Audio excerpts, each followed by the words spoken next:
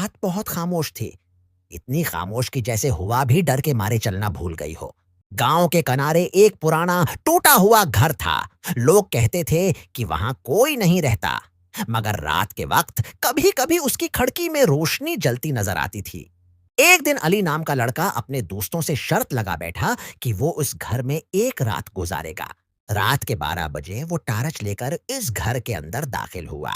دروازہ خود ہی چرر کی آواز کے ساتھ کھل گیا۔ اندر ہر طرف گرد، جالے اور ٹوٹی ہوئی چیزیں پڑی تھیں۔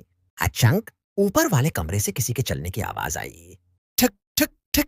علی کا دل زور زور سے دھڑکنے لگا، مگر وہ ہمت کر کے سیڑھیاں چڑھنے لگا۔ جیسے ہی وہ اوپر پہنچا، آواز بند ہو گئی۔ کمرہ خالی تھا، لیکن کمرے کے درمیان ایک پرانی کرسی خود بخود ہل رہی تھی۔ علی نے پیچھے مڑ کر دیکھا، دروازہ بند ہو چکا تھا۔ وہ گھبرا کر دروازہ کھولنے لگا، مگر دروازہ نہیں کھلا۔ اچانک اس کے کان کے پاس کسی نے آہستہ سے سرگوشی کی۔ تم یہاں کیوں آئے ہو؟ علی نے چیخ کر پیچھے دیکھا، مگر وہاں کوئی نہیں تھا۔ پھر آہستہ آہستہ کمرے کا درجہ حرارت کم ہونے لگا، سانس سے دھواں نکلنے لگا۔ دیوار پر ایک سایہ ابھرا، لیکن کمرے میں کوئی شخص نہیں تھا۔ سایہ آہستہ آہستہ اس کی طرف بڑھنے لگا۔ علی بھاگنے لگا۔